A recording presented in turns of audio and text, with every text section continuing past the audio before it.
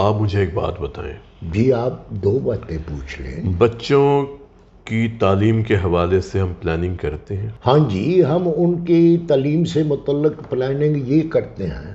جی. اور یہ اب سے نہیں ہو رہی، جب میں چھوٹا تھا تب سے ہو رہی ہے. اچھا.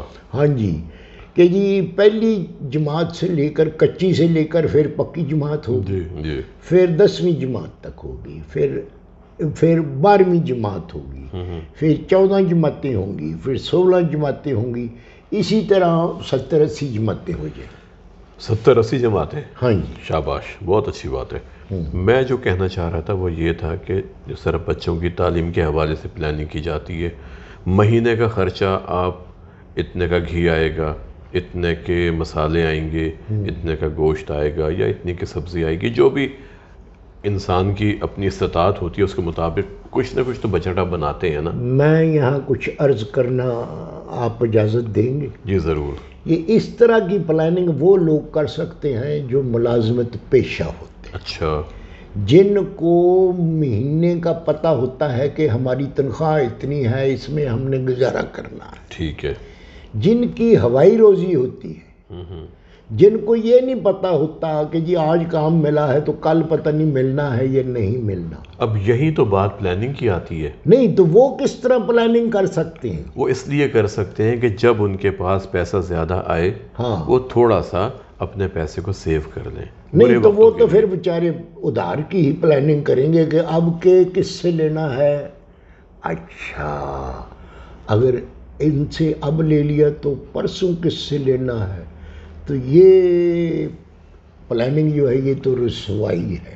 امام دین رسوائی چلیں آپ اس کو کہہ لیں، لیکن بات یہ ہے، میں جو آپ سے سوال کرنا چاہ رہا تھا وہ یہ ہے کہ چاہے ہمارے پاس 1000 روپیہ روز آتا ہے، ہمارے پاس 500 روپے روز آتے ہیں، ہمارے پاس آج کے زمانے میں 500 روپے تو کم از کم آ ہی جاتے ہیں نا. جو لوگ محنت مزدوری بھی کرتے ہیں جی، تو 500 میں سے آپ خالی 10 روپے ایک سائڈ پہ ڈالتے ہیں. اچھا، 15 روپے ایک سائڈ پہ ڈالتے ہیں. اچھا، وہ نوٹ اگر بند ہو جائیں وہ والے تو جا کے چینج کروانے بینک سے. اوکے، ٹھیک ہے نا. ٹھیک. لیکن کم از کم یہ تو ہوگا نا کہ سال کے بعد آپ کے پاس 5-6 ہزار روپے جمع ہو جائیں گے. اور پھر آج کل تو حکومت نے بڑی اچھی بات کی ہے، ہیلتھ کارڈ ایشو کیا ہوا ہے.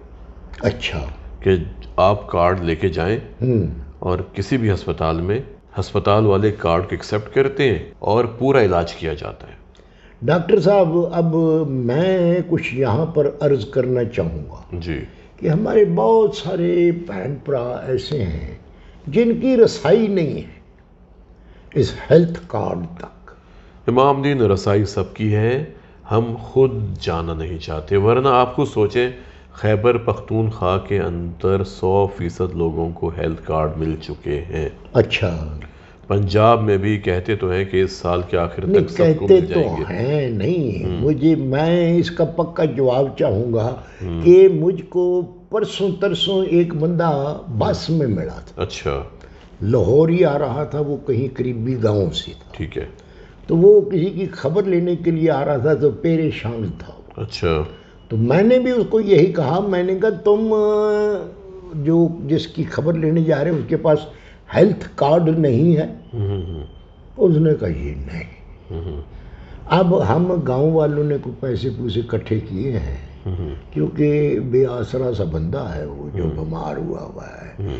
تو میں نے کہا میرا تو اب یہ خیال ہے کہ جو پرائیویٹ ڈاکٹر بھی ہیں وہ بھی اس ہیلتھ کارڈ پہ علاج کر سکتے ہیں. بالکل علاج کر سکتے ہیں. اور میں آپ کو ایک بات بتاؤں کہ اب ہمارے گاؤں دیہات میں بہت اعلیٰ پائے کے ہسپتال بنیں گے، کیونکہ لوگ اس ہسپتال میں جائیں گے جہاں پہ سہولیات ہوں گی، جہاں پر کیئر سینٹر بنے ہوں گے. جی، جہاں پر کیئر کہتے ہیں نگہداشت کو، جہاں پہ ڈاکٹرز ان کی باتیں سنیں گے، ان کا اچھی طرح علاج کریں گے، تو لوگ ان ہسپتالوں کو ترجیح دیں گے. اور ہر مرض کا علاج ہوگا. اور ہر مرض کا علاج ہوگا تو اب ان میں مقابلہ ہوگا آپس میں ہسپتالوں میں. اچھا، یعنی ایک ادھر کا ڈاکٹر اور ایک دوسرے ہسپتال کا ڈاکٹر، جی، ان کا کیا مقابلہ ہوگا؟ ڈاکٹرز کی بات ٹھیک ہے کیونکہ جتنے قابل ڈاکٹرز کسی اسپتال میں ہوں گے ہاں جی، ایک تو اس اسپتال کا نام ہوگا. دوسری بات یہ ہے کہ ہسپتال کے اندر سلوک کس طرح کیا جاتا ہے، ہسپتال کے اندر آپ کی کیئر کس طرح کی جاتی ہے، ہسپتال کے اندر کون کون سی تمام سہولیات موجود ہیں، ایمرجنسی کی سہولت ہے، آپریشنز کتنے کیے جاتے ہیں، آپریشنز کا سکسس ریٹ، کامیابی کی شرح کتنی ہے. یعنی 10 آپریشن ہوئے تو شام کو پتہ لگا کہ اس میں سے 9 کامیاب ہو گئے اور ایک بیچارہ اللہ کو پیارا ہو. جن کا انتقال ہوا وہ بھی امام دین بعض اوقات ایسے کیسز ہمارے پاس آتے ہیں کیونکہ امام دین بہت کم لوگ ایسے ہیں جو شروع میں ہمارے پاس آتے ہیں. مطلب پرائیویٹ کی بات میں نہیں کرتا، کسی بھی ہسپتال میں. اچھا، خدا نہ خواستہ کسی کو چھاتی میں بوجھ ہوتا ہے، گھٹن ہوتی ہے، دباؤ ہوتا ہے، بازوؤں میں، جبڑے میں، کمر میں، پیٹ کے اوپر کے حصے میں، تیز چلنے سے، سیڑھیاں چڑھنے سے، آرام کرنے سے وہ ٹھیک ہو جاتا ہے، ڈکار آنے سے، ہوا خارج ہونے سے وہ ٹھیک ہو جاتا ہے. تو لوگ یہ سمجھتے ہیں گیس کی تکلیف ہے، پٹھے کا درد ہے، چورن کھا لو، معجون کھا لو.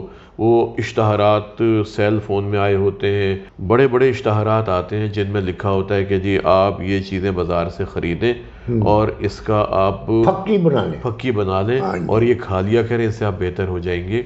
جبکہ جو ان کو چھاتی میں بوجھ ہو رہا تھا وہ دل کی تکلیف ہو رہی والا نہیں تھا. ہاں جی، ہاں جی. تو سب سے امپورٹنٹ بات یہ ہے کہ امام دین لوگ ہمارے پاس اس وقت آتے ہیں اسپتالوں میں جب بالکل بیماری ایسی سطح پر آ جاتی ہے، پھکی اپنا کام دکھا چکی ہوتی ہے، پھکی بھی کام دکھا چکی ہوتی ہے اور بیماری جو سٹیج 1 سے سٹیج 4 میں چلی جاتی ہے. اچھا مجھے یہ بتائیں کہ یہ میں نے سنا ہے سٹیج بھی بند ہوئے، وہاں ڈرامہ نہیں ہوتا اب لاہور میں، وگرنہ میں آتا تھا تو میں ڈرامہ شرامہ دیکھتا تھا. آپ دیکھتے تھے؟ ہاں جی. ابھی بھی دیکھتے ہیں؟ نہیں، وہ سٹیج بند ہوئے ہیں نا. تو آج کل موسم ہی ایسا ہے، کووڈ کا موسم ہے. اچھا. ایک وائرس ہے، اچھا، کووڈ. ہاں جی. ٹھیک ہے، اس وائرس کی وجہ سے پابندیاں لگی ہوئی ہیں کیونکہ جتنا زیادہ ہم گھلیں گے، ملیں گے، جتنا زیادہ اجتماع ہوگا جہاں پہ لوگ اکٹھا ہوتے ہیں تو وہاں پر یہ وائرس تیزی کے ساتھ پھیلتا ہے. نہیں تو وہ جو پھر بیچارے جو سٹیج کے کاریگر اور مزدور ہیں جی، وہ بیچارے آج کل کیا کر رہے ہوں؟ امام دین یہ تو اب آپ ان سے جا کے پوچھیں. اچھا، اور کیا، مجھے بڑی ہمدردی ہے ان کے ساتھ. اچھا جی. ہاں جی. ویسے آپ ایک بڑے ہمدرد انسان ہیں. میں دیکھو جی، میں سوچتا ہوں کہ جو میں اللہ مجھے دے رہا ہے وہ پتہ نہیں کس کے صدقے میں دے رہا. آپ ایک نرم دل کے مالک ہیں. ہاں، نرم اور وہ گرم بھی ہے. اچھا. ہاں جی، میں نے دیکھا. دل نرم اور ذہن گرم.